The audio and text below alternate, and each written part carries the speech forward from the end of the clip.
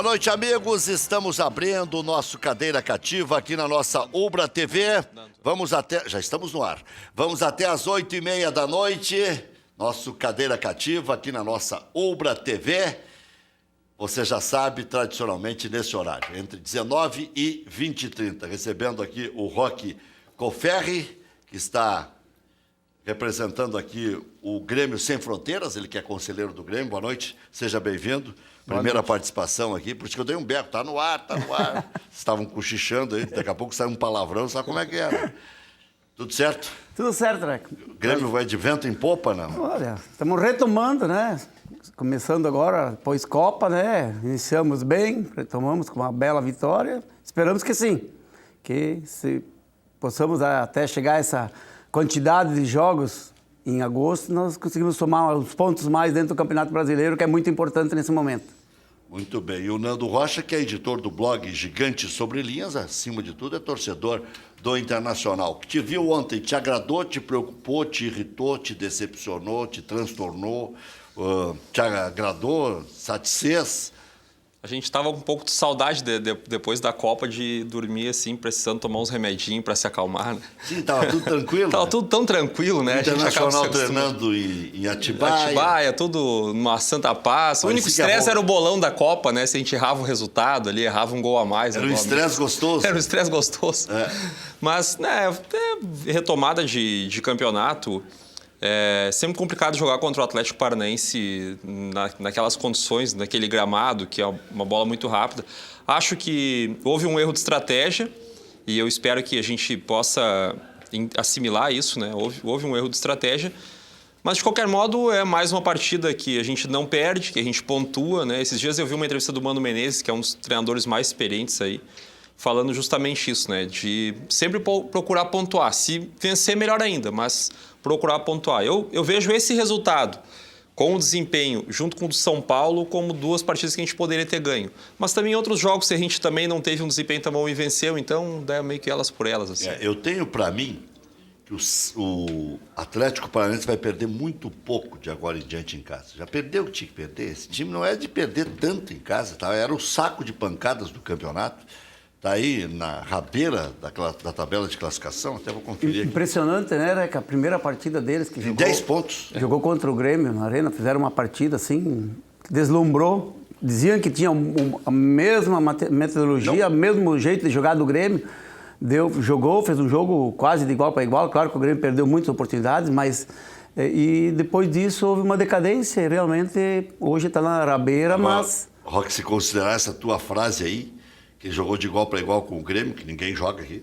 Né? E até não jogou de igual para igual, jogou num sistema parecido, Sim. Toque de primeira e tal, sai jogando, não rifa nunca a bola, toques curtos, o tic-tac, aquele lá. Bom, mas de lá para cá andou para trás, e se considerar que empatou com o Grêmio na Arena, que poucos vão empatar, o Inter conseguiu um bom resultado. Agora, se a gente olhar o jogo foi horroroso, né? Horroroso. E o Atlético Paranaense também está mal, né? O Atlético Paranaense sofre de um mal que todos os clubes que procuram colocar um conceito diferente nas suas equipes em pouco tempo assim sofrem, né? Enquanto os jogadores acreditavam naquela proposta do Fernando Diniz, o clube vinha bem. Passou pelo São Paulo, inclusive na Copa do Brasil, teve bons resultados como esse empate com o Grêmio na Arena, iniciou bem o Campeonato Brasileiro. Depois de 2, 3 jogos sem vencer, se perdeu a confiança da equipe naquele modelo de jogo do Fernando Diniz, que é uma coisa nova para o Brasil, né, em termos de Brasil. E aí, com uma dificuldade de leitura de jogo que a gente tem, que é histórico no Brasil dos jogadores, o clube acabou não conseguindo nem manter o Fernando Diniz nessa virada de Copa e assumiu um treinador que eu admiro bastante, que é o Thiago, que é eu acho que é gaúcho, porque ele treinou Veranópolis aqui. Né? E é um cara que tem boas ideias, eu já ouvi ele algumas vezes, participando de alguns programas. Gosto das equipes que ele treina e eu acho que o Atlético não cai. Eu acho que com o Thiago ele consegue se manter. Clayton, obviamente que viu o jogo ontem à noite, ex-jogador dos dois times, né? Do Atlético Paranaense, do Internacional. E aí, se decepcionou com o Inter, porque parecia que ia engrenar de vez e deu uma patinada, ou isso faz parte? Não, boa noite. Boa noite, Clayton. Faz parte, porque uma parada longa, né, de Copa do Mundo, é difícil, né, para os jogadores né, que vinha numa sequência. O Inter ele entrou na competição, né, cheio de desconfiança, vindo de um gauchão não tão bom, vindo de uma desclassificação do Copa do Brasil, e encaixou algumas vitórias, né, se colocou entre os primeiros colocados, então a expectativa se criou. E jogar contra o Atlético na Arena é sempre difícil, não é fácil. Né? O Thiago é um treinador também que trabalhou no São Paulo de Rio Grande, né? O Thiago é um treinador, né, do Sul, já conhece o clube. Né? Eu acho que o Inter até perdeu de vencer, né, na minha opinião, né, pelo que fez ontem, perdeu de vencer.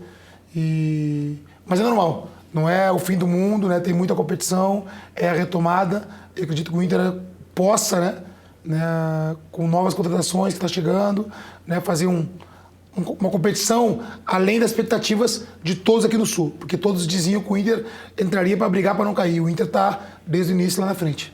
Aqui, deixa eu agradecer ao Alderich, que mandou aqui com o Cláudio Alderich, o Roque Colferri, é parceiro lá do Cláudio, trabalha junto já há 20 anos. Figos caramelizados. Isso aqui deve ser uma delícia, né?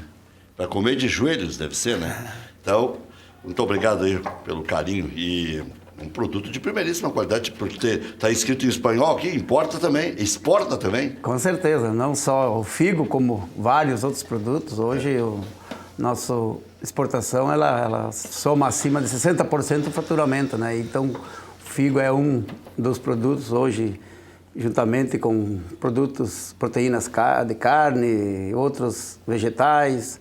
Então, a exportação hoje, realmente, ela faz a diferença dentro do nosso mercado. Clayton, tu chegou atrasado, já não vai ganhar figo caramelizado. Ficar devendo pro Clayton. Vai ficar de castigo agora. Na próxima, eu, Clayton. O REC me dá o dele. Não.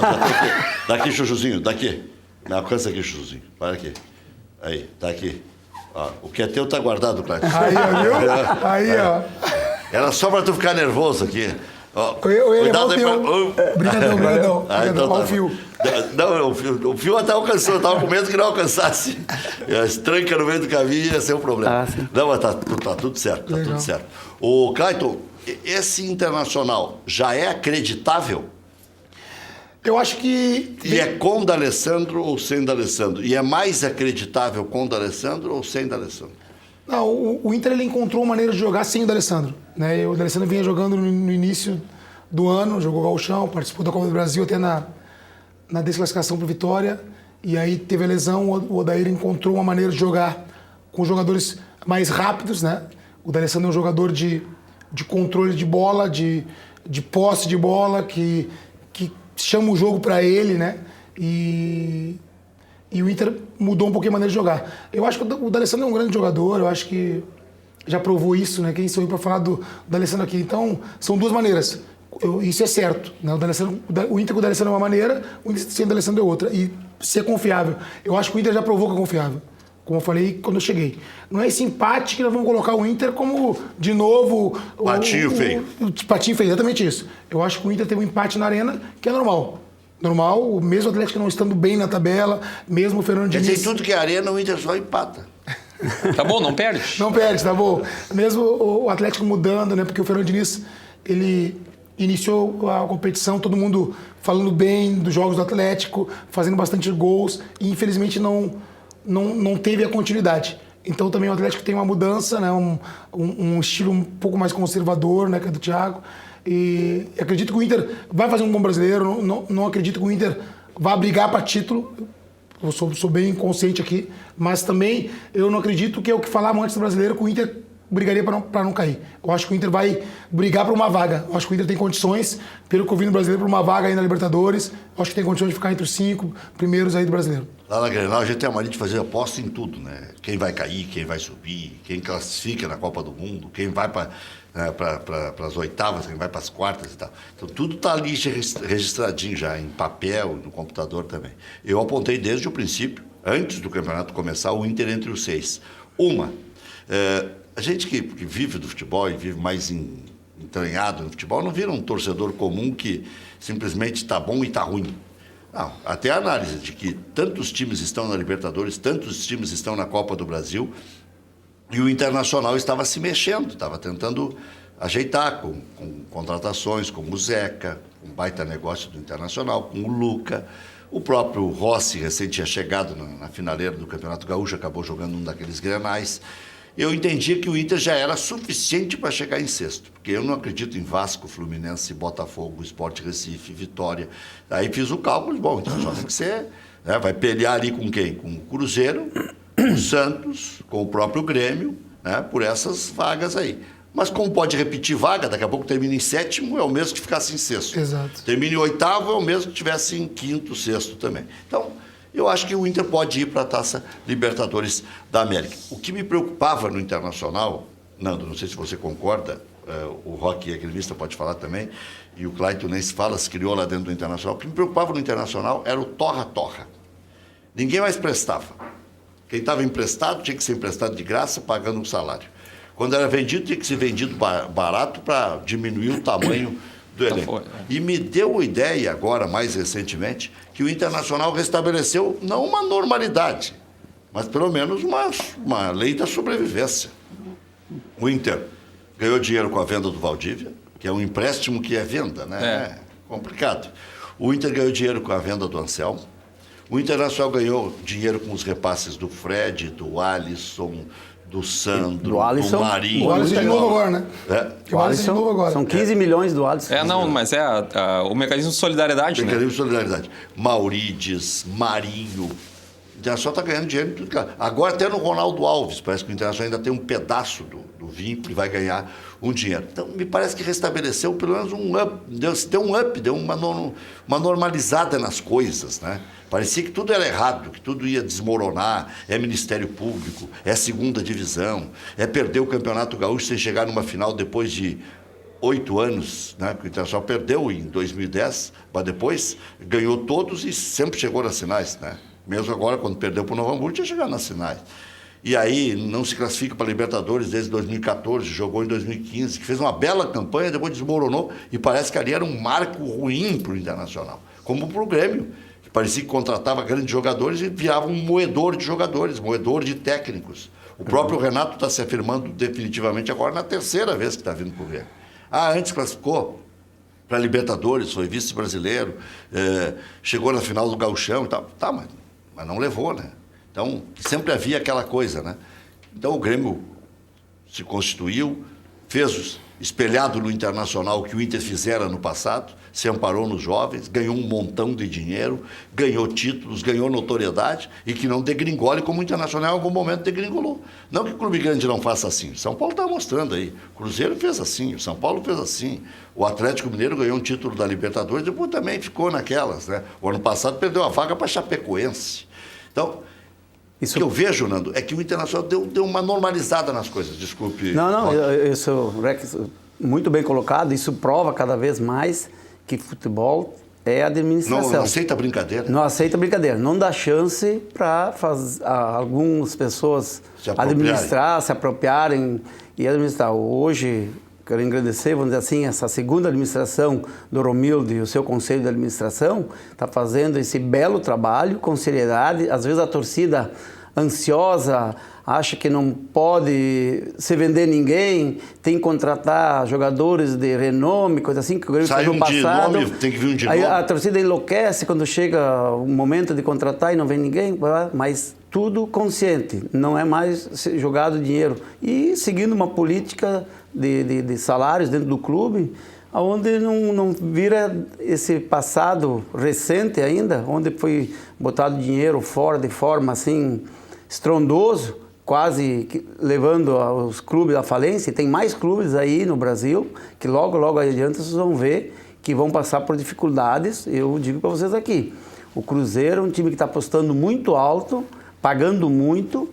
Se não ganhar nada em um ano, vocês vão ver o problema do Cruzeiro que vai se criar. A menos, né? O Fluminense hoje já está pagando um preço de uma má administração recente. E assim continua o futebol. A menos, Roque, Nando e Clayton, que o Cruzeiro tenha 4, 5 bons jogadores jovens que a gente não saiba. Que é o caso do Grêmio. O Grêmio está investindo um pouco mais alto na folha agora, porque logo ali vai recompor com o que tem ou vai vender mais um. Pode ser o Luan, pode ser o Matheus Henrique, pode ser... tem tantos jovens, né?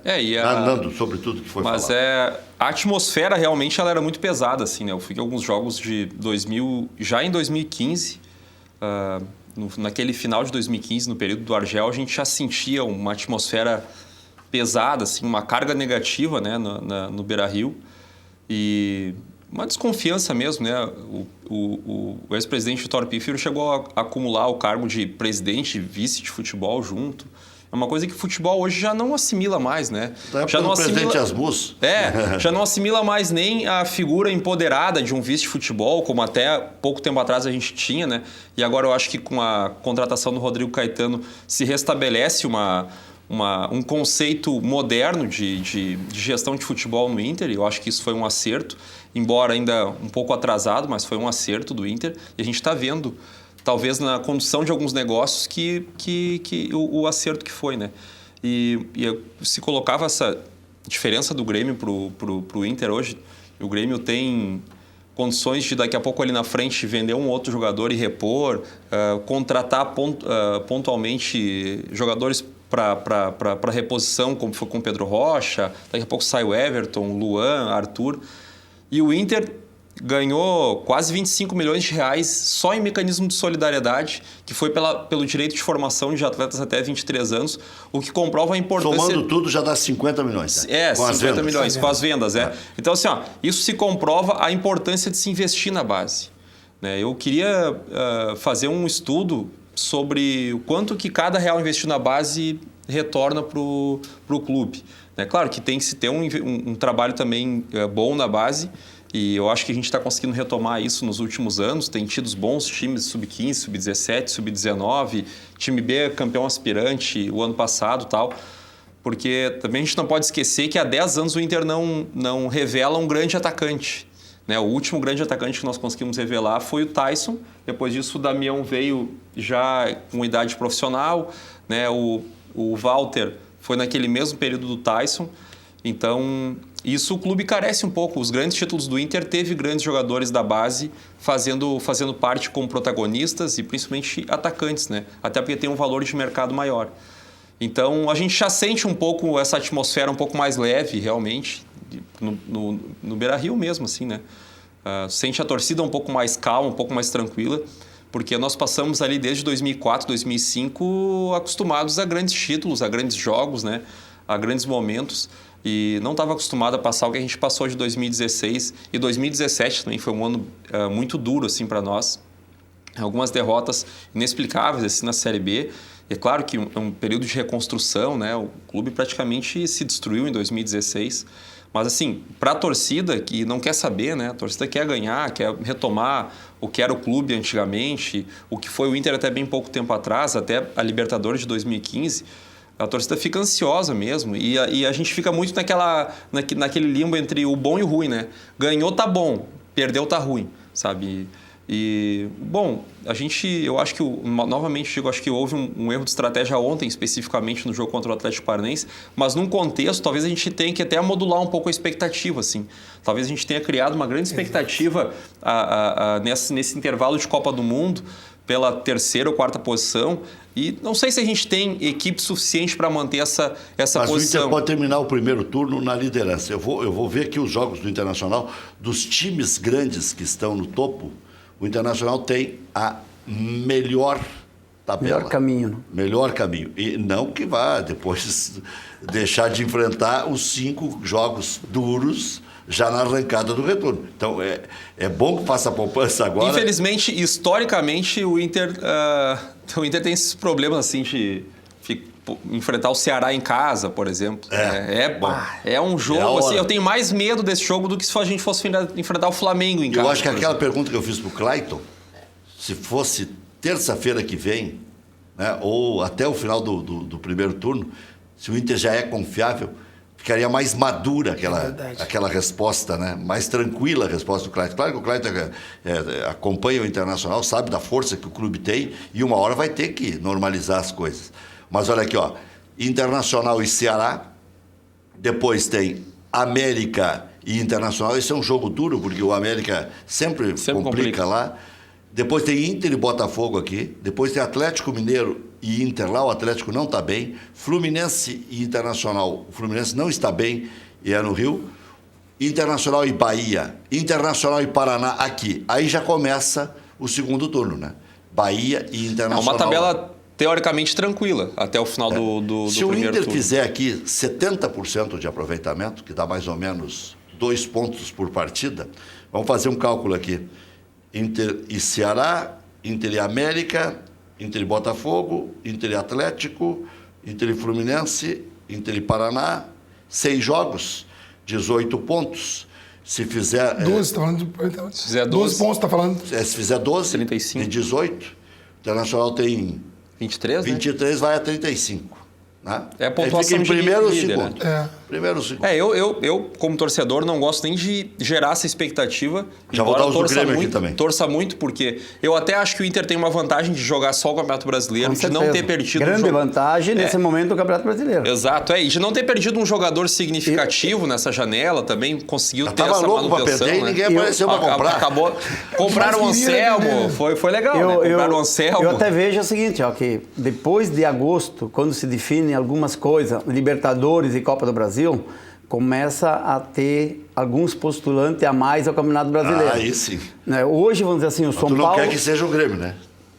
Sempre quero que seja o Grêmio. Não, estou dizendo para se cair da Libertadores não, isso ou da não. Copa do Brasil. O Grêmio tem como empurrar o Flamengo para esse lugar aí. Pois é, postulando. isso que eu tô dizendo, isso que eu tô Porque se o dizendo. Grêmio eliminar o Flamengo Tu não na Copa quer do que seja- Brasil e o Flamengo tem o Cruzeiro na Libertadores. Então, um dos dois, Cruzeiro ou Flamengo, vão cair fora da Libertadores. Agora já em agosto. Um mata o outro. Um mata o outro. Então, um Arruma dos dois mais um já, postulante. já vai ficar com uma ou duas Perfeito. competições só. Perfeito. Então, um desses dois já vai brigar mais. O São Paulo também tem um caminho livre, igual ao Internacional, onde só tem uma competição. Não, tem 2. São Paulo está na Sul-Americana. Ah, sim, tem a Sul-Americana que eu não lembrei, tá? Tudo bem. E é complicado também, porque a gente exatamente. antigamente levava de barbada, agora... Não, o Sul-Americano mas tá o- forte, Agora tá bom. cresceu, mais equipes, o prêmio é maior. premiação. E o São sempre vai ser Paulo, o bom. São Paulo está num crescente e ele demonstrou agora nessa retomada, Paulo é clube grande, ganhar do né? Flamengo dentro do Maracanã lotado.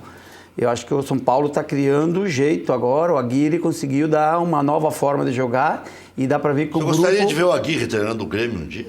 Não, o Aguirre não é que é mau técnico, não. Eu gosto dos... O Aguirre, acho que aqui no Brasil, onde ele treinou o Atlético Mineiro também, eu acho que foi injusto a saída dele. O Aguirre não é mau técnico, só que tem que dar um tempo para ele, como todos os técnicos. Mas o Aguirre tem, por ser estrangeiro, talvez ele precise de um tempo a mais, das condições, e não está acontecendo isso nos clubes aqui no Brasileiro. Eu acho que o Aguirre é um bom treinador. Ele conhece. Mesmo que ele não fala a linguagem, talvez, de muito outro treinador, que é mais paizão, ele tem o jeito dele, mas ele tem estilo, ele sabe, ele já disputou muita competição de alto nível, e ele sabe o que é isso, ele sabe o que é fazer um time jogar. Então, por isso que eu acredito que o São Paulo vai ser um adversário difícil para dentro dos 5 que vão puxar a frente no Campeonato Brasileiro. Nos últimos 3 anos do Aguirre, ele chegou em 2 semifinais de Libertadores. Exato. Então, os números, né, esse retrospecto já mostra que ele é um treinador que, inclusive, se não tivesse sido, talvez até sabotado no Inter, ele poderia ter tido uma sequência no ano de 2015 um pouco mais tranquila, assim, para nós. já Os dirigentes entram numas, né? E diferente já do Oswaldo de Oliveira, hoje técnico do Fluminense, né? Não, Fluminense Não está parado, Oswaldo. Só tô parado. O Marcelo Oliveira. Marcelo Oliveira, desculpa, Oswaldo Oliveira, desculpa. Mas Marcelo eles são parecidos. diferente do Marcelo Oliveira. O Marcelo Oliveira, tu vê, ele teve aquele ano glorioso dele, com título com o Atlético Mineiro, e agora é um técnico que está desacreditado. Teve o Curitiba também. Teve no Curitiba, ele não consegue mais. Aquilo lá parece que foi uma coisa pontual e ele não conseguiu nunca mais repetir o mesmo trabalho em vários outros clubes. Ganhou 3 títulos nacionais. Exatamente. 2 no Cruzeiro E um no Palmeiras, No Palmeiras foi 2015. 2 vezes vice. E incrível, e O agora. Curitiba ele foi visto também. Inclusive, ele não tem mais o mesmo Curitiba valor 2 no vezes. mercado, né? Hoje ele é um técnico os últimos médio trabalhos, já, né? os Ele últimos virou médio trabalhos hoje. dele foram... Hoje ele ganha principalmente só 200. no Atlético. Médio só 200 hoje. Mudou muito, né? A gente... Teu salário que tu quer ganhar. a gente Já vai chegar lá. tá ganhando já o que o Clyde está ganhando hoje. Não, o Clayton vai ganhar, vai chegar A lá. gente vai fala, chegar lá. né?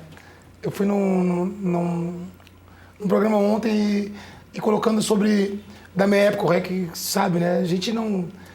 eu sei que o futebol ele mudou muito em termos Vai de... foi campeão junto com o Odair da Copa São Paulo de Futebol Júnior em 98, junto com o Lúcio, Manuel, centroavante. Manuel.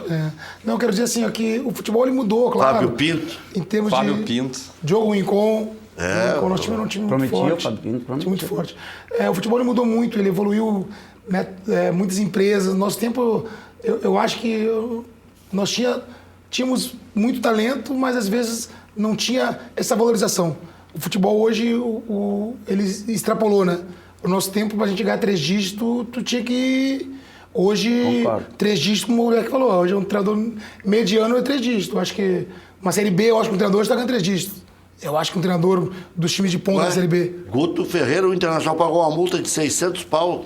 Ele ganhava 300 no Bahia. Exatamente isso. Então, Ele saiu da Chapecoense para ganhar 300 em Salvador e foi público. Saiu da Chapecoense para ganhar 300, né?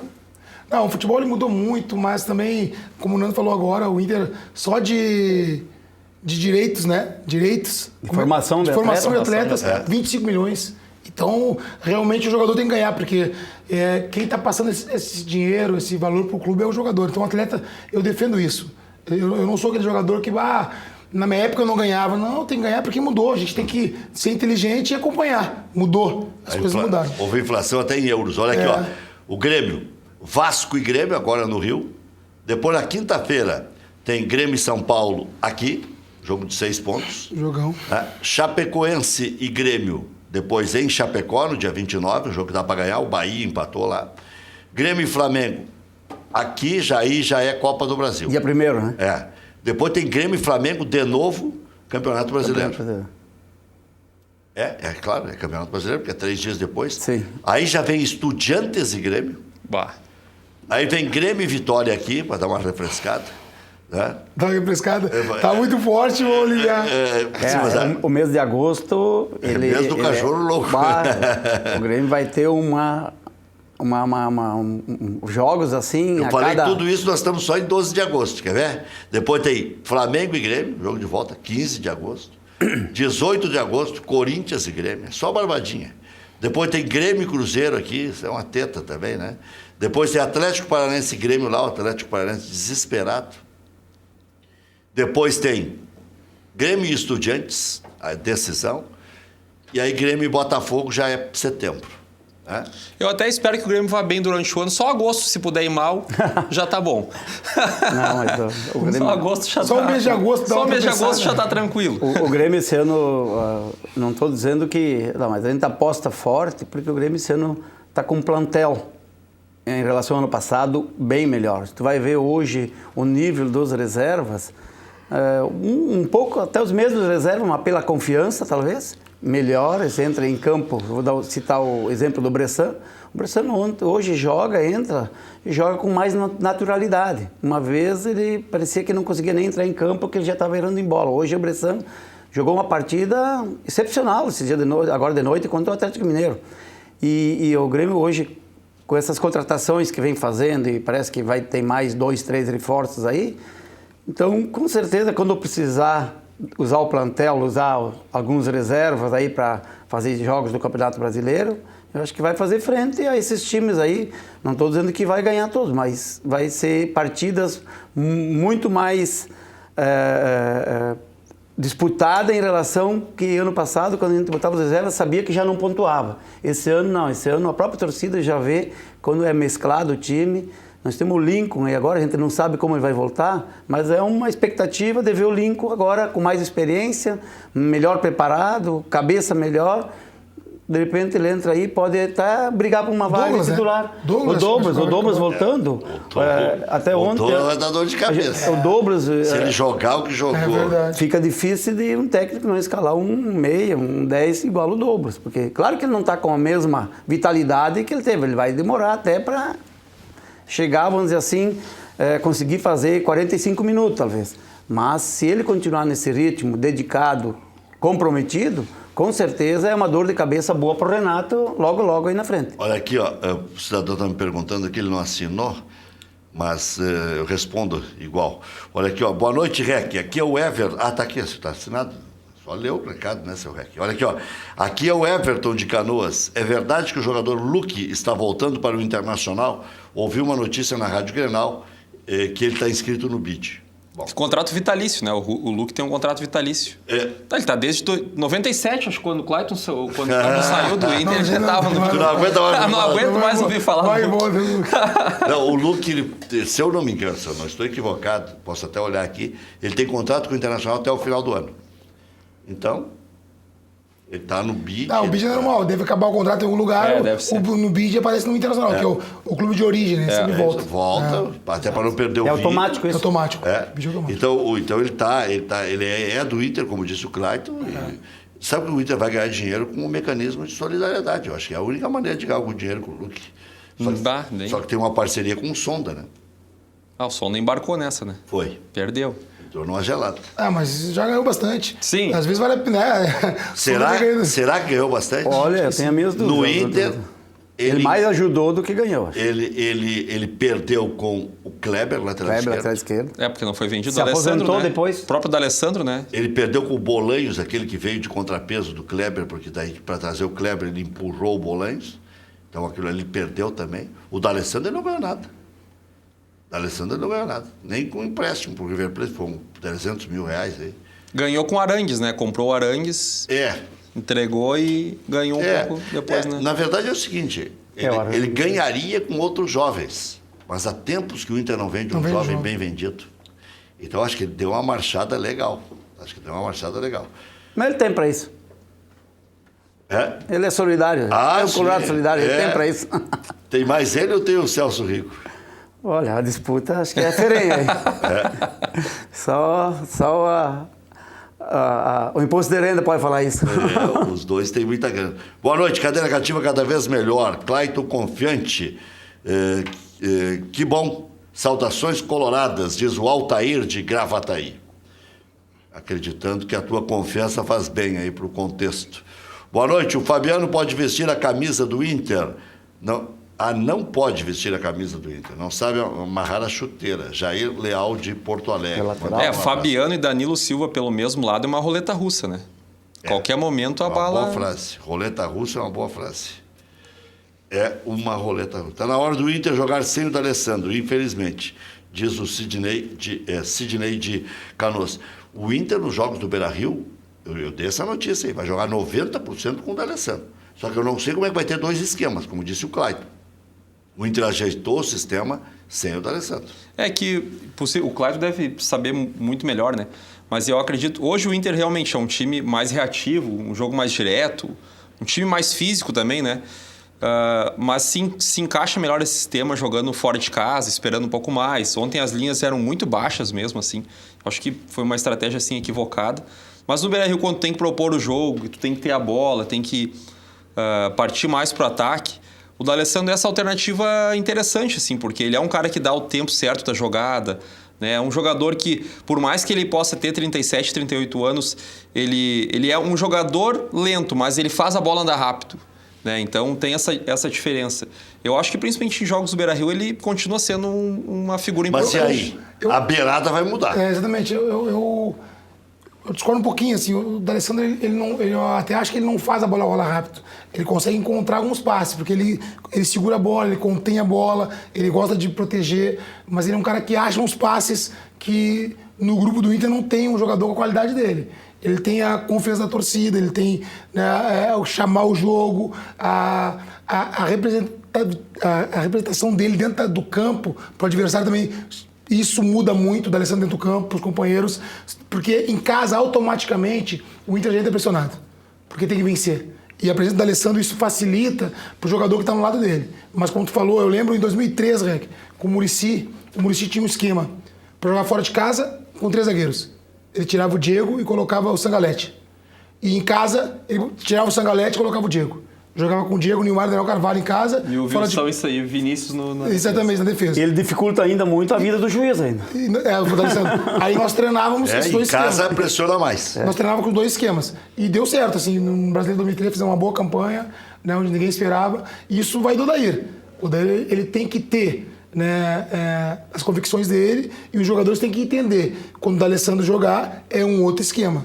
quando o D'Alessandro jogar. É um esquema que tu falou, um esquema mais rápido, um esquema de contra-ataque. Claro que as linhas muito baixas, elas ficam ruins, né? O D'Alessandro ele tem que ter um esquema para ele, um esquema que ele fique mais solto, um esquema que ele não tenha muito, né, a responsabilidade de recompor, de marcar. O D'Alessandro, se a gente conseguiu achar um lugar para ele jogar solto, com a bola ele é muito bom ainda, né? Mesmo com 37 anos, provou em vários jogos, principalmente no Grenal, né? Na volta no Gauchão, né? Acho que ele fez um jogo ali de alto nível no 2-0, onde com uma grande equipe que é o Grêmio. Então acho que o D'Alessandro tem muito a dar. E eu acho que é uma boa tentativa, né? De trazer esse astral, né? Criar uma sinergia, né? Porque o D'Alessandro tem isso dentro do Beira-Rio. Vamos tentar montar o time do Inter. Desculpe. Eu posso dar um pitáculo sobre o D'Alessandro? Então, eu não sei se hoje o Odair faz tanta questão, depois que ele jogou tanto tempo o seu D'Alessandro, jogar com o D'Alessandro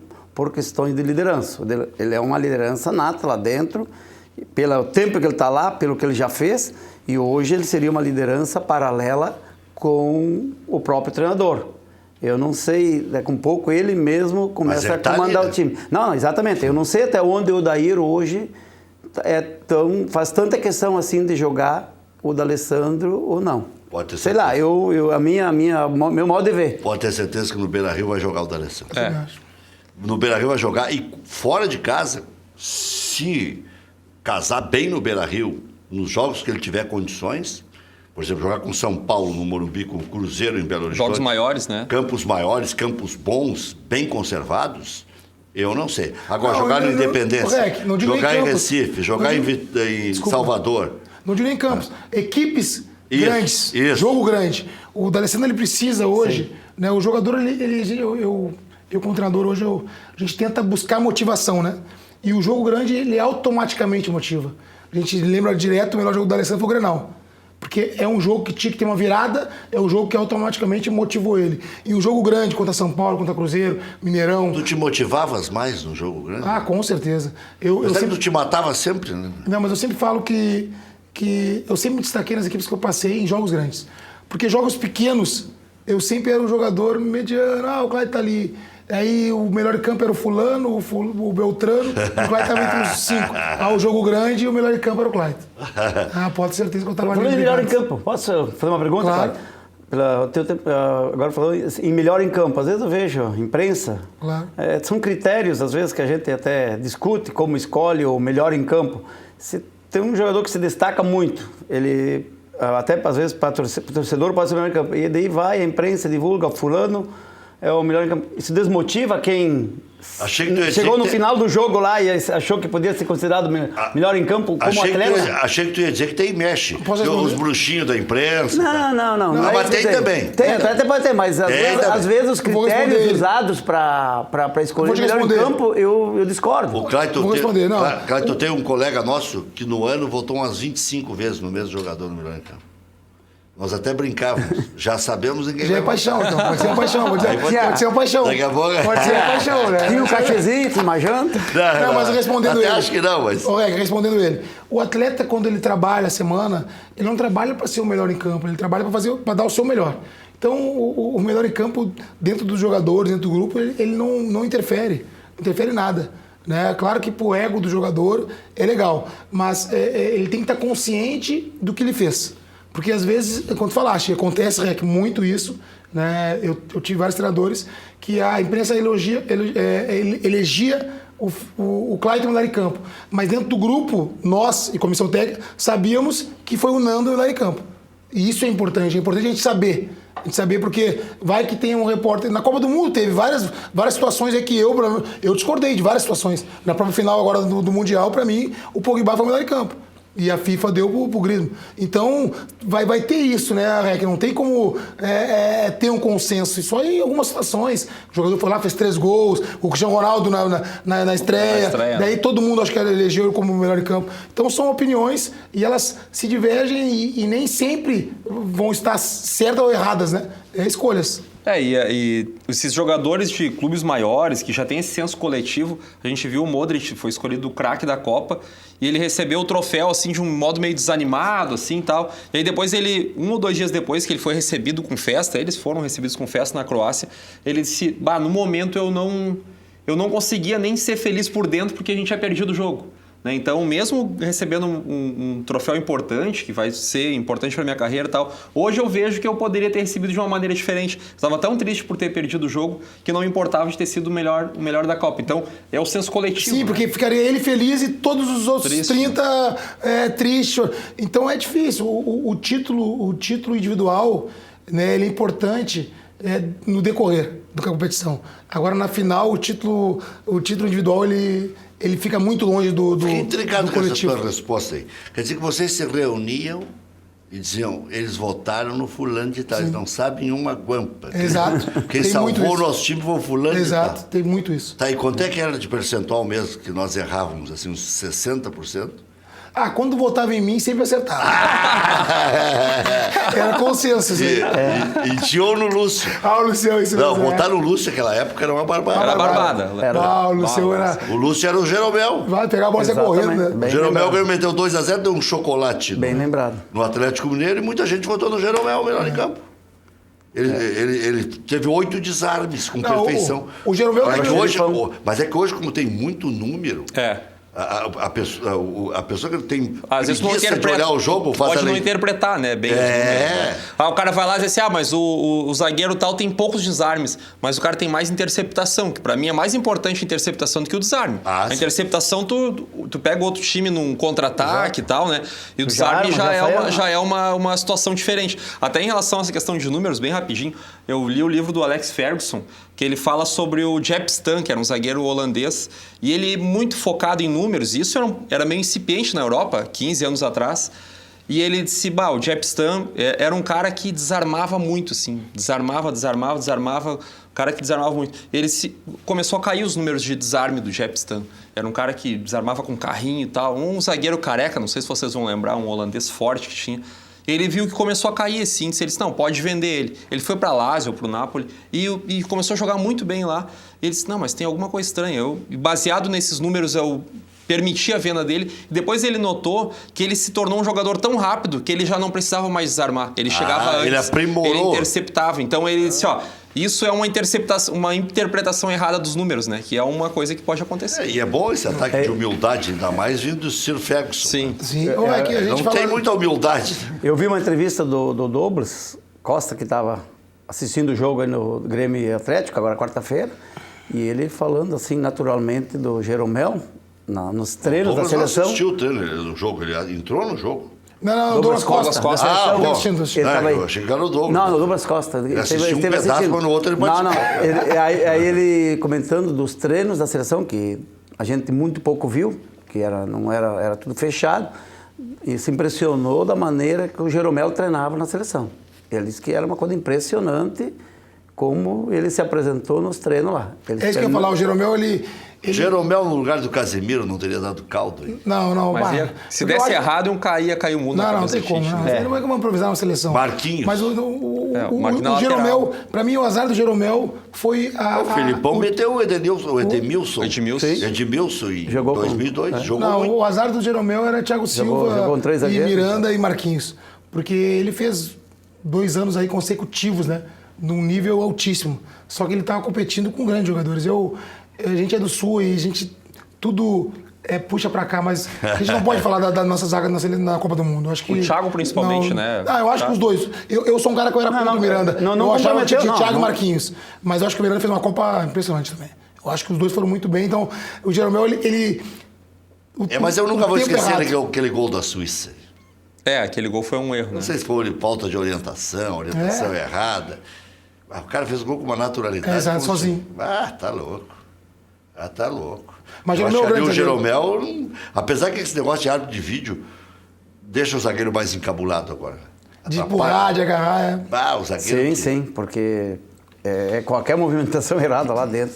Então, talvez o zagueiro deixe até Eu acho que- de jogar na sua normalidade dentro da área, usar um pouco do corpo como é normal, do medo de ser visto pelo árbitro de Eu vídeo. acho que o Kahneman vai sofrer nesse negócio de árbitro de vídeo. Não que ele se agarre muito e tal, mas ele... Mas vai ter aqui? Vai ter Depois- nas fases quentes. Ah, vai ter?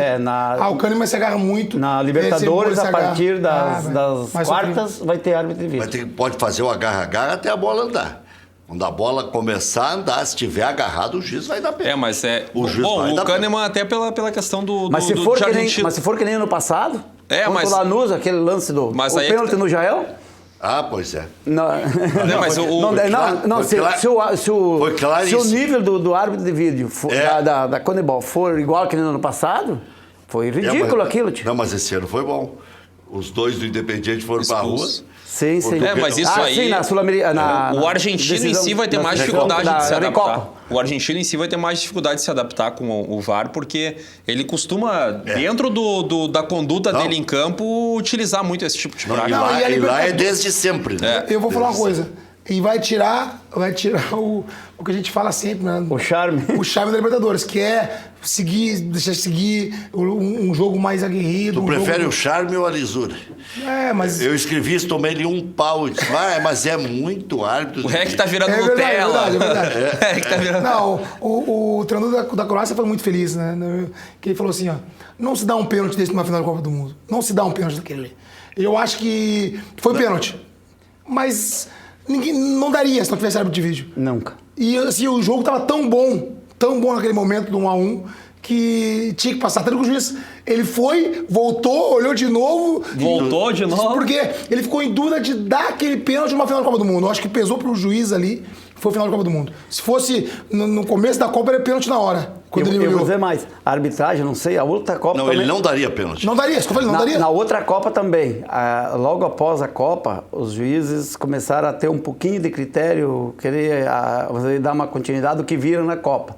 E agora, vocês podem ter certeza que para o Campeonato Brasileiro, ao menos para várias rodadas, vai ter muita coisa para eles podem começar a ver nos acréscimos. Todos os acréscimos de todos os jogos já estão acima 6, 7 minutos. Da primeira parte do Campeonato O Márcio Brasileiro. Chagas agora ia se consagrar. Não, agora é 5 minutos Por virou isso que eu normal. ia brigar com ele. Porque, não, eu até acho que isso é legal, se realmente houve, tem que dar. Mas até então não era dado.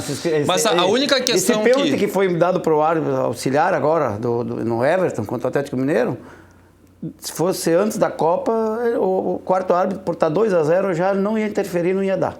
Ele deu agora para mostrar que eles também estão atuando de forma diferente. Se eles não estão ali só de espia. Exatamente. A consideração que eu faço em relação ao tempo de acréscimo que os árbitros dão é que muitas vezes eles acabam contemplando o protagonista da cera, né?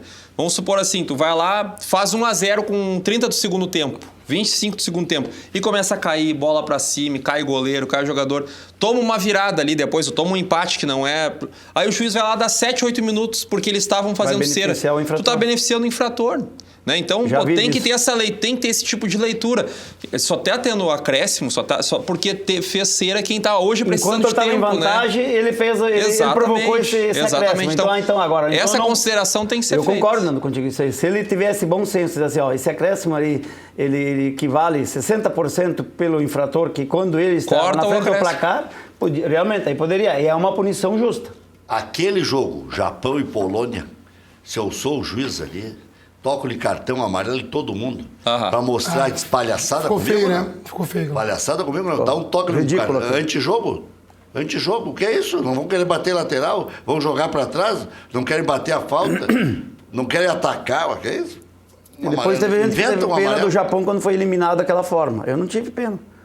Eles provocaram uma situação ridícula no jogo anterior. Mas se o Japão passasse, acho que Agora limparam bem os Eu estados. acho que a gente Não, já é campeão. Mas tudo bem. Aquela Naquele derrota momento, do Japão mas naquele momento eu não pensava. automaticamente. Não, mas naquele derrotou. momento eu não pensava na eliminação do Brasil, mas eu não, quando eles foram eliminados de uma forma assim até cruel, como se diz, Não, pagaram o preço. Pagaram o Os preço deuses porque, do que nem eu futebol. disse, aí, no nosso grupo que a gente comenta assim, o futebol não perdoa. Não, os Não deuses perdoa. do futebol. Aconteceu, fizeram tudo aquilo e foram desclassificados de uma forma cruel, no caso. Vamos ver os lances do Internacional aí? Enquanto a gente vai vendo os lances, a gente vai debatendo, né? Me faz mal olhar o Danilo Silva jogar assim. Não vou dormir legal hoje de novo assim. Quando tu gosta de ver o Inter jogar de branco? Me lembra o Mundial, né? Tem essa... Tá Tem essa- lembrando aí. Tem essa questão do Mundial, mas é a superstição, assim, né? Mas falando pelo jogo mesmo, assim, a escalação do Danilo Silva, para mim, ela é incompreensível como foi a contratação dele, né? Não é nada contra a pessoa, pai de família, enfim. Mas é um jogador que, E esse gol aí? falhava em 2010. E aí o Cabral falava, né? O ruim, quanto mais treina, pior fica, né? O Danilo Silva vem passando. Não dá, esse jogador não dá. Isso é leão de treino. Mas E esse mas gol aí foi Clau- com a mão ou não foi com a mão? Olha, Hein, Rock? Bateu na varinha, né? Na vara do Potker. se tivesse o árbitro de vídeo, tava anulado. Tava no lado. Será? Sim, com certeza. Ô, Rec, e não sei se vocês têm isso também. Eu sou fissurado em futebol, eu gosto de ver, eu assisti quase todos os jogos da Copa. Tá difícil de ver jogo brasileiro no começo, né? Olhar padrão tático. Uma depressão, né? Tá difícil. Tendo voltar a adaptação, assim, tu vê um jogo mais organizado, um jogo... Claro que Copa do Mundo é os melhores jogadores do mundo, né? Então é difícil. O que vai dar um remédio pra gente aí vai Em- ser Copa do Brasil e Em partes, Libertadores. viu, viu Clayton? Em Mata-mata partes. não tem. A gente também viu alguns jogos de Copa do Mundo que também... Não, mas eu... vamos dizer assim, Falhou ou não falhou o Danilo Silva aí? Danilo Fernandes. um jogo, um chute forte, né? É o lado dele, mas um chute forte.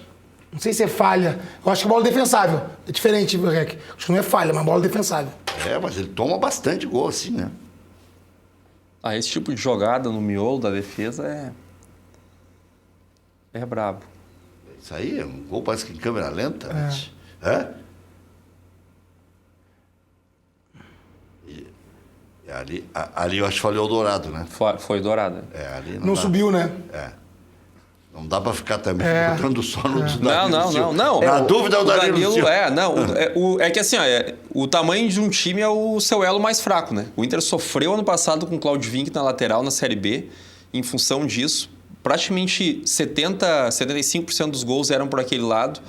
E ontem aconteceu com o Danilo e com o Fabiano que a gente vê quando o jogador não tem a mesma qualidade dos outros, né? Então não dá pra arriscar, né?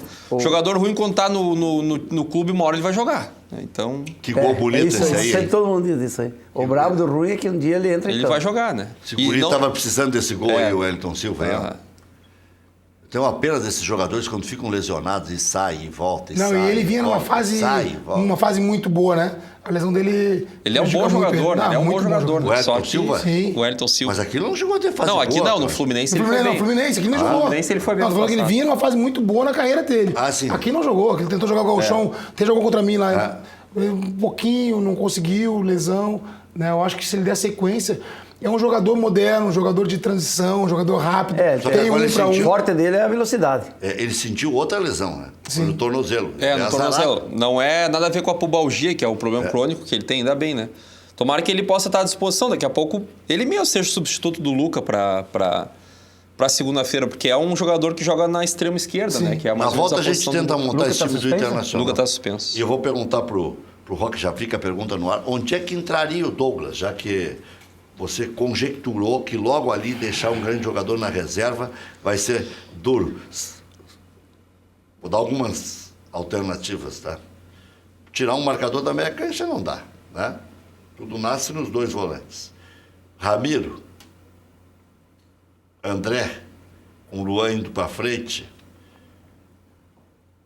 Ramiro na lateral, saindo o Léo Moura. Bom, conjecturas, já voltamos.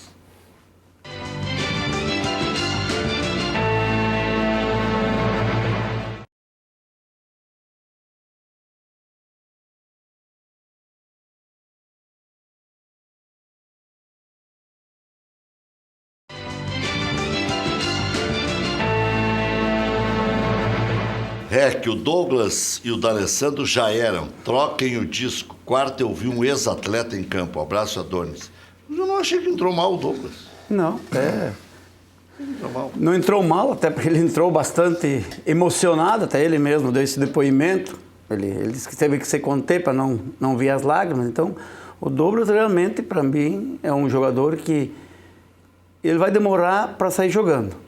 Eu acho que é um jogador que pode se tiver necessidade de armação no meio de campo, não está fluindo a armação no meio de campo, ele entra e pode dar uma diferenciada no jogo, pode mudar o jogo, pode pifiar alguém. Ou também, quando o time estiver ganhando, em vez de encher de marcador, como alguns técnicos preferem, bota mais alguém que consegue reter a bola, sabe tocar a bola, tem a cadência, né, do jogo, experiência. Então, eu acho que, no momento, vai ser difícil o Douglas ser escalado como titular. Acho que o Douglas vai precisar mais algum bom tempo aí para ele realmente entrar na forma ideal. Mas que ele vai entrar seguido ou no lugar de um meia, de um Jailson, se precisar, ou retira um marcador, no caso Jailson, o Maico, alguém que tiver, ele pode entrar como um armador a mais. Ele pode até trocar uma posição com o Luan entrar no lugar do centroavante, sair o centroavante em determinado momento do jogo. Da carruagem. A mesma sugestão que você falou, Rec, com o Ramiro recuando para a lateral e saindo o Léo Moura. Então, é um monte de montagem de time que dá para fazer com o Douglas. São vários os outros jogadores que podem ser deslocados ou sair, entrar aí. Mas é difícil no momento dizer assim, não, o Douglas é titular, sai o fulano, sai o Beltrano. Acho que no momento ainda o Renato, ele está muito feliz com a volta do Douglas, mas também ele está muito consciente, sabendo que a correria, que é o futebol hoje, a maneira que está, ele não ainda comporta jogar 45 minutos. Então ele vai ter que se preparar melhor e o Douglas vai dizer isso aí. A hora que ele entrar e realmente ser o Douglas, que já foi há 1 ano e meio atrás, realmente aí ele coloca pro Renato a questão, né? Eu sou titular, os outros 10 tu escolhe. Mas agora, é complicado. O que o Roque está dizendo, Nando e Clayton, é porque o Grêmio tem 2 grandes zagueiros. Porque senão não dá para fazer qualquer tipo de formação, né? A seleção brasileira, que teve até um bom desempenho dos seus zagueiros, padeceu porque não teve uma boa marcação. Né? E ainda que os zagueiros não comprometessem. Mas fica principalmente no jogo da eliminação. Chama o adversário, né? E o Paulinho fez uma Copa muito fraca, né? Mas o Grêmio se dá o luxo, às vezes, de abrir mão de um jogador de contenção justamente porque tem realmente 2 zagueiros muito bons. E o Cortez é um jogador muito rápido, que recompõe rápido, né? Embora o principal atributo dele seja ofensivo. Mas vai ter que ajustar uma questão de lateral direita mesmo. Assim, não conseguiu ainda encontrar um jogador confiável para aquela posição. O Moura já tem uma idade avançada, né?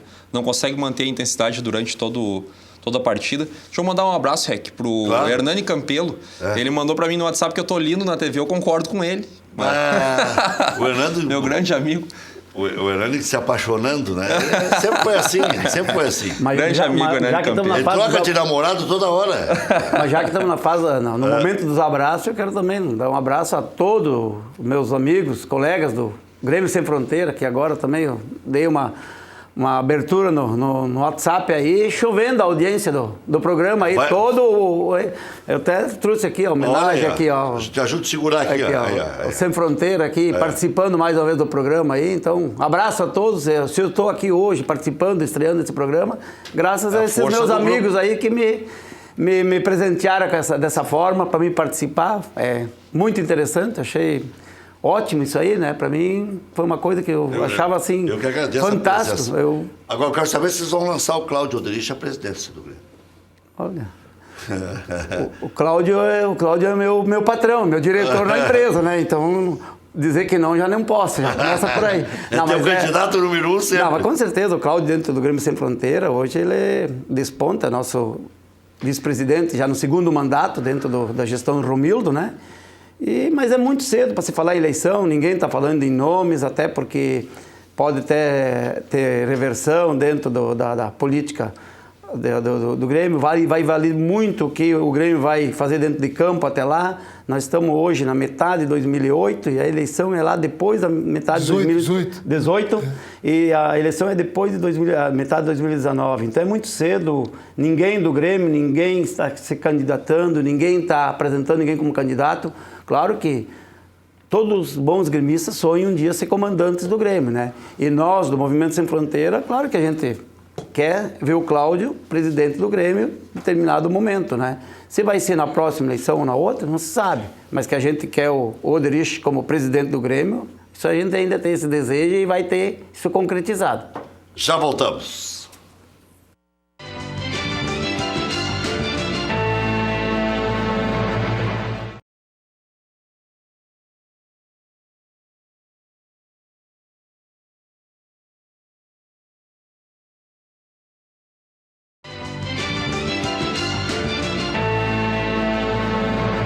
Madelomba, casas de construção, casas de alvenaria, casas de madeira, financiadas pelo Minha Casa Minha Vida ou direto, especialmente as casas de madeira tem financiamento direto.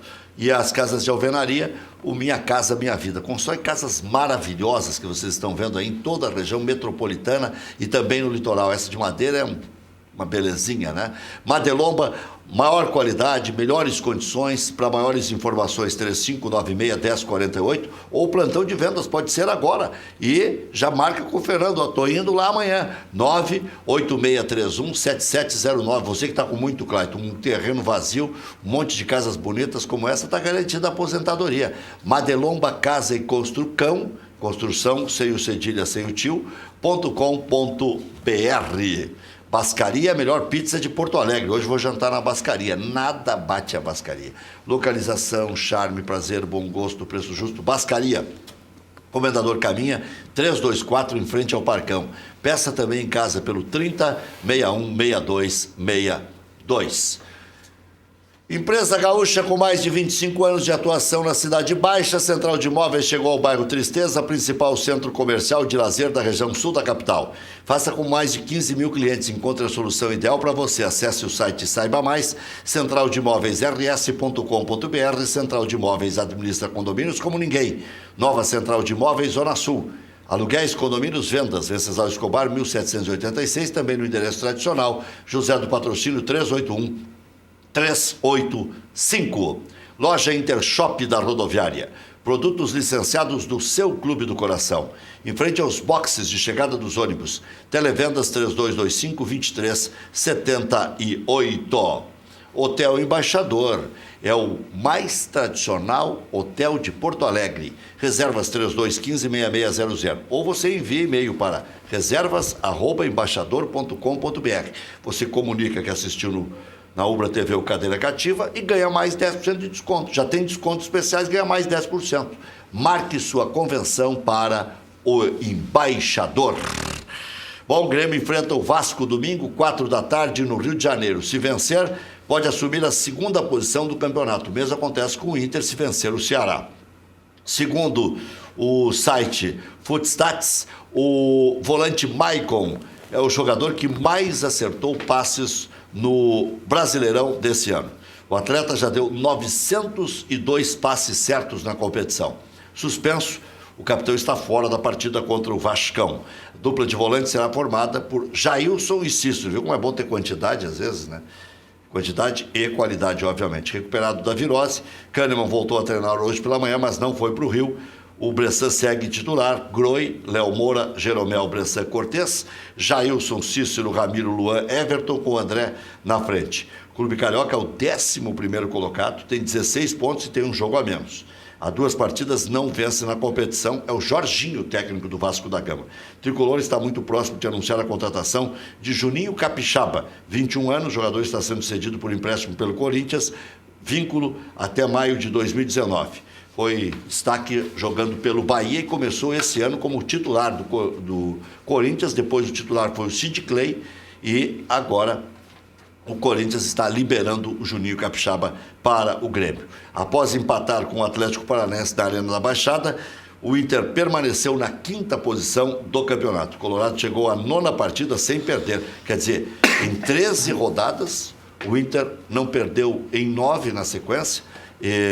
E o Internacional que arrancou meio claudicante assim, mas depois se firmou, né? O Internacional tinha 5 pontos só, depois conquistou 18 em 9, né? Se mantiver essa média, o Internacional pode até brigar pelo título. A partida marcou também o reencontro do atacante Potker com as redes após 15 partidas. 6º gol na temporada.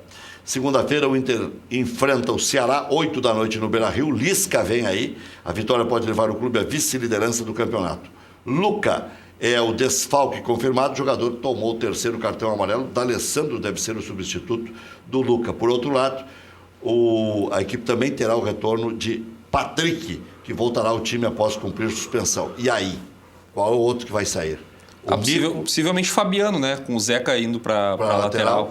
E aí o D'Alessandro entra na do Luca. Potker, continua Nico, continua D'Alessandro. Ficam jogadores interessantes. Eu não sei, ainda pensaria na situação do Wellington Silva, talvez no lugar do Potker.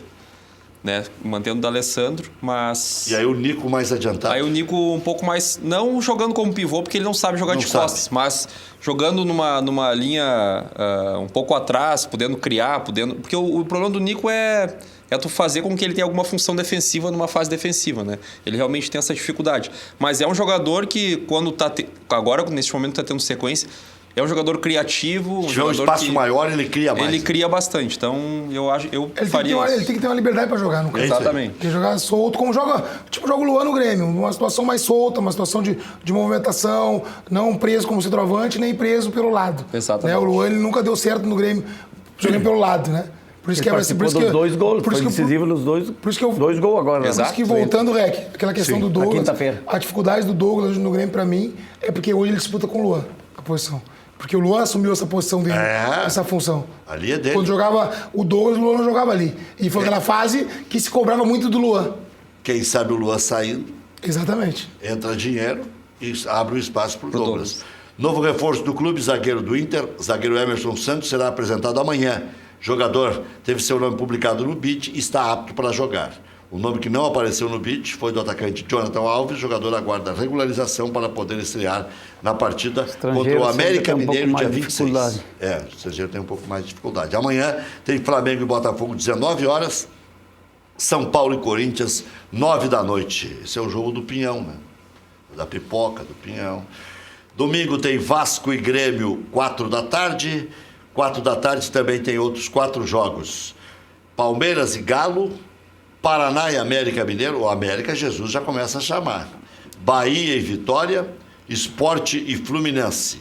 E às 19 horas tem Cruzeiro e Atlético Paranaense, Chapecoense e Santos. Na segunda-feira tem o Internacional contra o Paraná. Os 6 primeiros, Flamengo, São Paulo, Atlético Mineiro, Grêmio, Inter, Cruzeiro. E lá embaixo, do 16º para baixo, vamos do 15º. Santos 14, América Mineiro 14, e aí vem os rebaixados do momento. Bahia 13, Atlético Paranaense 10, Paraná 10, Ceará 8. Quem muda na ponta de cima e quem muda na ponta de baixo? Roque, na ponta de cima, quem é que sai para entrar Palmeiras ou Corinthians ou entram os dois? Você está se referindo... Pode ser até desejo também, não tem problema. Mas isso está se referindo agora na próxima rodada? Não, até o fim. Até o final. Palmeiras e Corinthians, tem lugar para os dois ou tem lugar para um só? Entre os 6, né? Eu acho que o Corinthians, mesmo que ganhou esse jogo no meio da semana aí, ele não vai emplacar entre os 6. Não vai. Esse ano eu acho que o Corinthians não vai, ele vai... E o Palmeiras? O Palmeiras, sim. O Palmeiras tem um elenco muito forte. O Palmeiras dificilmente não vai brigar pelo título, mesmo com outras competições paralelas, ele tem um elenco muito forte, o Palmeiras. Talvez não dá liga, como já não deu outros anos, mas se vai pela lógica, pelo plantel hoje, o Palmeiras ele é favorito em todos. Tá, e aí? Quem sobra? Flamengo, São Paulo, Atlético, Grêmio, Atlético sobra. Inter ou Cruzeiro? Atlético sobra. E aí entra o Inter também, para mim, não fica entre os 6. E aí vai ter uma surpresa. Porque para mim tem o Cruzeiro, o São Paulo, Cruzeiro permanece. Já tá dentro, São Paulo já está dentro? Se tu tirares o Flamengo, Inter, eu acho que vai crescer, porque Flamengo vai crescer porque nós vamos eliminar eles da Copa do Brasil. Tá. Aí ele vai ter uma competição menos. Se o Cruzeiro eliminar o Flamengo da Libertadores, o Flamengo vai focar totalmente só no brasileiro. Será que não dá Por crise? isso, não, pode dar crise também, mas eu acho que o Flamengo... Tá, mas é que tu tirou 2. Tirou o Galo e tirou o Inter. E colocou o Palmeiras. Do 6. Do 6. Colocou o Palmeiras. Dá para colocar mais um. Corinthians, Sport, Botafogo. O Santos pode reagir ainda? Talvez entre os 6 aí o Santos também é difícil. Mas eu acho que o Inter nessa campanha, realmente... Não porque é desejo. Mas eu acho que é uma lógica o Inter se classificar, ter uma boa classificação do Campeonato Brasileiro, mas não entre os 5.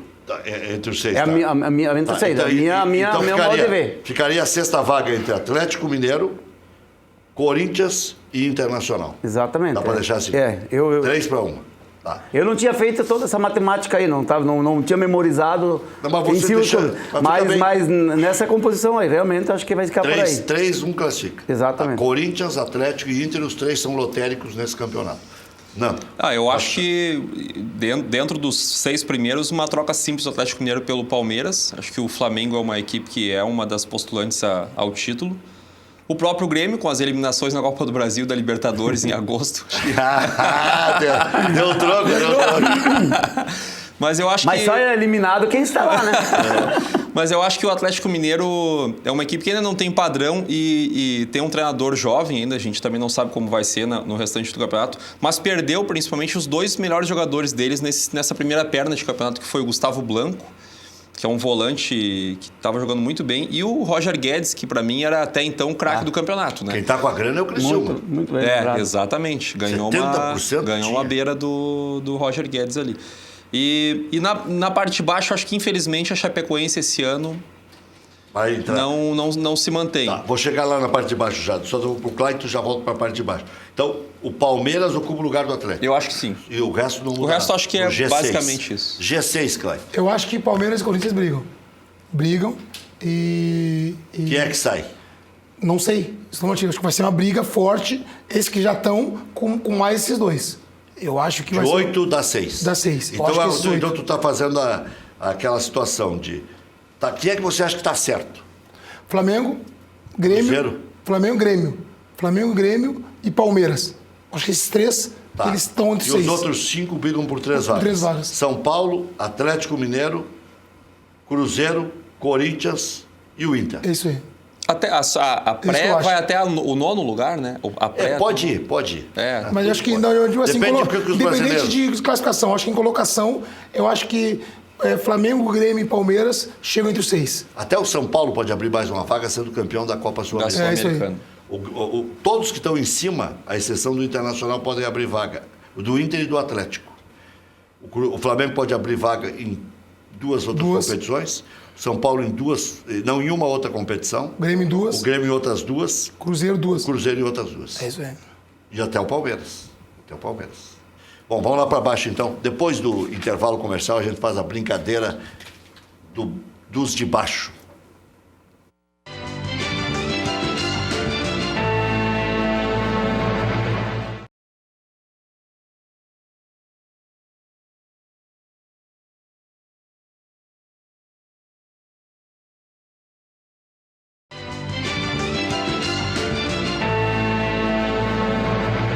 Voltamos, o Timblim está perguntando aqui, Rec, aqui é o Timblim, uma pergunta, quando um jogador fica lesionado, continua recebendo salário integral? Óbvio, qualquer trabalhador cai de uma escada, torce o pé, vai fazer o quê?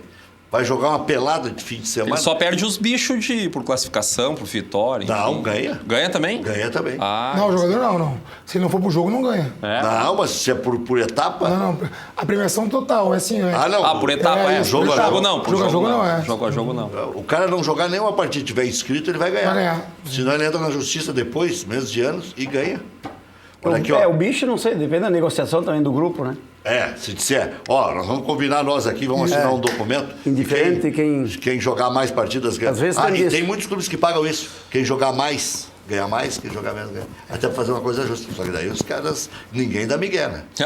Aí todo mundo tá sempre pronto. Rec, ontem o Inter mostrou que ainda não é um time confiável. Empatar com equipe fraca, como o Atlético Paranaense, que é talvez um dos 3 piores times do campeonato. Ai, meu Deus, Ceará... Arnildo Resmini, mas também não dá para ter medo do Ceará. Tem que respeitar, porque todos têm que ser respeitados, né? E o Lisca ganhou, hein? Acho que o Lisca não perdeu, né? Não sei se o Lisca perdeu. Perdeu na estreia. Na estreia empatou no segundo jogo. Pro Cruzeiro ou Atlético Mineiro, acho que de virada, né? Ele perdeu. Lá. Já deu o show dele lá. A torcida já. Já? A torcida gritou ontem lá. O Lisca doido, a música foi na dele. torcida. Fez reverência pra torcida, fez um monte de... Quem tá jogando bem é o Cícero, de Wagner de Canoas. O Ceará, se ganhar todas, ou 80% em casa, classifica. Só vou fazer um cálculo aqui, porque eu fiz um cálculo antes do Lisca assumir que ele ia ter que fazer 1,5 ponto por partida. Não era fácil. Vamos ver aqui. O Ceará tem 13 jogos, tem mais 25 jogos por fazer. É isso? É isso, 38. 25 jogos por fazer. Se ele fizer 1 ponto por partida, ele vai ter 33. Então, se ele fizer 1,5 ponto por partida, 25 jogos, mais 12, 37, 12, dá 45. Aí tá no limite. É o fio da navalha. Continua precisando 1,5 ponto por partida. Eu acho que o Paraná e o Ceará estão rebaixados, né? O Paraná está na mesma situação do Atlético. Sim. E o Bahia está um pouquinho melhor. Eu acho que o Atlético e o Bahia não caem. Eu acho que eles ainda reagem, têm força. Tá, pela aí, tradição. O Bahia, pela torcida. Só vou repetir os 4 que estão ali, para o pessoal de casa fazer a brincadeira também. Bahia, Atlético Paranaense, Paraná e Ceará. Quem entra e quem sai, quem permanece e quem sai. O Nando falou da Chapecoense. Eu também, América Mineiro. Eu também levo para baixo o América Mineiro. E a última vaga eu vou botar entre Chapecoense e vocês podem achar a surpresa. E o Fluminense. O Fluminense vai brigar lá numa das últimas vagas para não cair. Se um grande tiver que cair, eu também acho que o Fluminense. Vocês podem ter certeza que com a saída do Abelão, agora, o Fluminense, a tendência dele não vai patinar. Tem como colocar na tela aí? Mas está pequenininho, para os de casa ficar melhor. Se der para dar uma aumentadinha aqui. Bom, eu não estou bem de lá. Não, eu sim, um dos grandes, eu acho que ainda acho que é o Vasco. O Vasco também sempre. O Vasco sempre, né? Tá, então, Bahia, Atlético Paranaense, Paraná e Ceará. Tá aí maior agora. Aí, ó. Então, ali embaixo. Quem é que vai lá para baixo? Não, eu acho que o Atlético não cai, Atlético Paranaense. E eu acho que o América também. Eu troco o Atlético pelo América, com certeza. Então vai o América lá para baixo. O América lá para baixo. E aí, quem vai disputar igual. Chapecoense, Bahia e mais um time grande, que eu acho que pode ser o Vasco. O Vitória também vai brigar por aí, viu? Pode ser. O Vitória todos os anos... Não tem poupança. O Vitória não tem poupança, Chapecoense não tem poupança. O Vitória também vai ser um dos times que vai cair nesse limbo. Santos acho que não cai. O América Mineiro não tem poupança. Eu coloco mais o Fluminense não tem poupança. Só o Vasco desses que vocês tem Eu coloco mais um índice maior de aproveitamento. Mais uma equipe que até não faz um brasileiro tão ruim assim, mas eu acho que a qualidade do time é muito fraca. Deixa de novo a tabela, por favor. Acho que o Sport também é uma equipe que, com o andar da carruagem, vai brigar para não cair. Mas o Sport tem uma boa poupança. Tem, mas ainda é cedo. Eu acho que aí ele fez uma campanha. Ele teve uma sequência fora da curva, assim. Fora da curva. Mas eu acho que o Sport é uma equipe com uma qualidade bem. Quero mandar um abraço para um outro amigo rapidinho, que é o Fábio Giacomelli, que mora em Portugal e está assistindo o programa. E um abraço para todo mundo que pôde nos acompanhar. E mais uma vez, muito obrigado, Rec, pelo convite. Não, vocês merecem, sempre tem um bom desempenho. Olha que o Clayton está perguntando aqui. Clayton jogou no Atlético Paranaense? Acho que é um dos candidatos ao rebaixamento. O Inter só tem jogo fácil até o final. Vai brigar pelo título. Mauro de Alvorada. Obrigado. Volte sempre, Roque. Obrigado, Reco. Obrigado. Obrigado, Nando. Foi um prazer aqui participar do programa. Muito obrigado mesmo. Segunda-feira, 13h, tem o preliminar.